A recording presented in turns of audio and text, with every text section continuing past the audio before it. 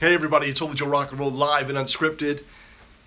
Just found out that Matt Lauer at NBC just got fired for sexual harassment. Another one bites the dust. When will the fun end? Are you tired of winning? I am not tired of winning. It is so hilarious that all of these sanctimonious blowhards from the left-wing media companies, right? Charlie Rose, Matt Lauer, who else? Obviously Weinstein. All of these people, these big moguls, fired, man. The chickens have come home to roost, baby. The chickens have come home to roost. And nobody's exempt. Nobody's exempt. Nobody's bulletproof anymore, baby.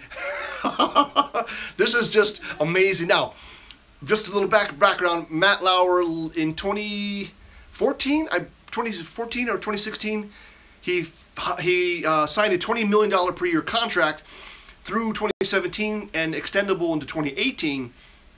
Sounds like a lot of money, and it is, but I believe that his show, the morning show, the shows that he's on, supposedly have been generating around $500 million a year. So you could argue that it's not about the money so much. I mean, 20 million versus 500 million is not that big of a deal, but I have a feeling, look, he could easily be replaced by somebody who gets paid $1 million, right?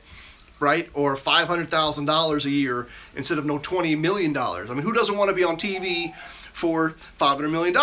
You know, when the average local station person might be making $20,000 a year, right? $40,000 a year doing the news or doing a news show. This is just hilarious, man. You know what I mean? They tried to push this stuff on Trump, right? The whole grab him by the P word comment, which Trump has recently said that the tape may not be him. Now, that is one thing to think about. And look, I don't know which way he's going with that, but there's two points here I want to make. Trump, by opening this can of worms, has got the news. I saw CNN, I saw MSNBC spending hours talking about whether or not the tape was real, and making the normal insinuations that Trump is, he's lying, or he's insane, or he's unstable. I mean, it's crazy, but you think about it from a strategic position, right? Just making the suggestion that, you know what, maybe that Access Hollywood audio tape was not authentic, or was, you know what I'm saying? Like, maybe it was put together, maybe it was spliced together, who knows, right? Or maybe it really wasn't his voice, or you know what I mean? You know what I mean? It just makes a question mark. Anyway, it's almost like it's a moot point, because people who voted for Trump, it wasn't something that was going to make them not vote for Trump. And people who were kind of on the fence when then Trump did apologize and said he wants to be a better man, it sort of gave them a reason to let them vote, right? As Scott Adams would say, the whole cognitive bias, right? That you probably were already going to vote for Trump, but when he apologized, it gave you a reason to say, you know what, he apologized, so he wants to be a better man, and so I can vote for him now. So, but it doesn't matter.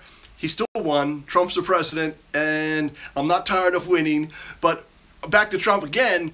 He tweeted out something about Matt Lauer. He got fired for sexual harassment, and he's asking, when will the executives at NBC get fired for doing fake news, for producing fake news, right? And that is, dude, just made me laugh. And I had to do this video because it's sort of a series of people who are, in quotes, credibly accused at various levels. Some have admitted their wrongdoing, like Al Franken, a senator from Minnesota, who there are calls for him to resign. He has come out recently, said he's not going to resign.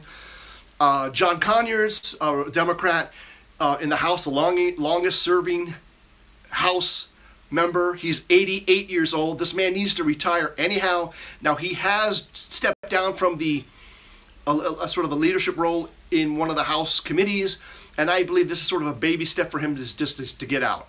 I mean, he's definitely not going to be able to win re-election. I don't see how he could ever win re-election. Dude's 88 years old.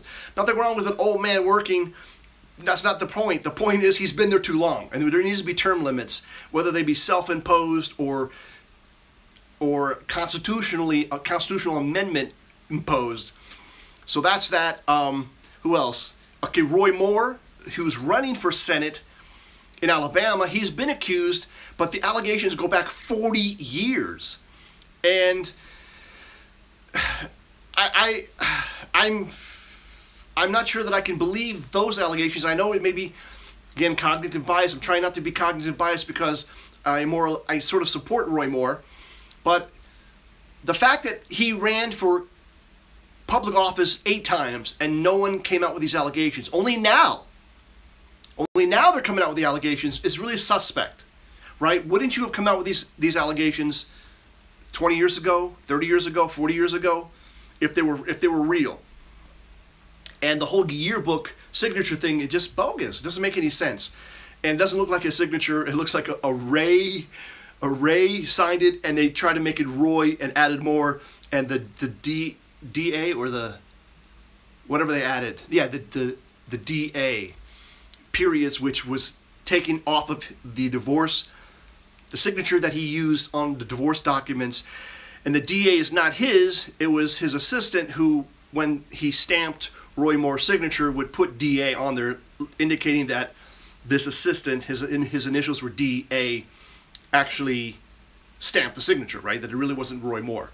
Something like that. It's just in the courthouse, the clerks do a lot of the work, process all the paperwork, and they have to do that. So if someone's reading the document in retrospect, or looking back, they can see, like, did Roy Moore actually physically sign this document, or did his assistant, with his permission, sign it? His clerk, what have you, or his assistant sign it for him?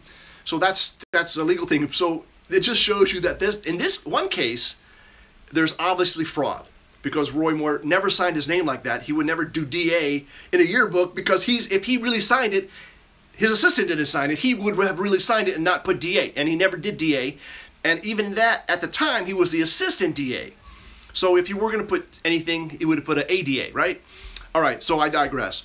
Anyhow, Matt Lauer fired from NBC, saving the company $20 million.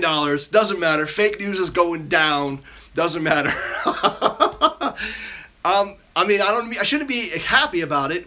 I'm kind of happy about it because I'm not really a fan of Matt Lauer. I'm not really a friend of me. You know me, I'm not opposed to him, but whatever. If this is what gets these big shots out, is what gets them out. And maybe we'll get some fresh blood. Maybe we'll get some more honest commentators, more honest people on NBC. We will see. I'm Holy Joe Rock and Roll. I'm not tired of winning. Remember to always make it happen for the captain, because you're the captain.